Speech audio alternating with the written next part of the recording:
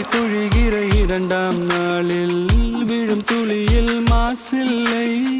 இது ஒரு வகை இரண்டாம் பிறவி, வாழ்வில் இனிமேல் குறையில்லை.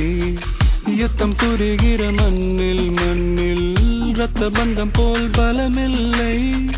வா எழுந்திடு, வாழ் சுழற்றிடு, வான் கிழித்திடு, பயமில்லை. கீச்சை மறந்து போன